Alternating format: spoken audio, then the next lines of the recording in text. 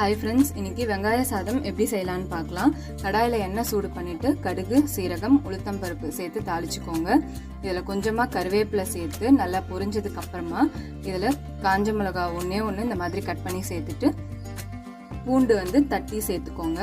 பூண்டு நல்லா வறுபட்டதுக்கு அப்புறமா இதில் நீளமாக கட் பண்ணி வச்ச 3 வெங்காயம் சேர்த்துக்கலாம்.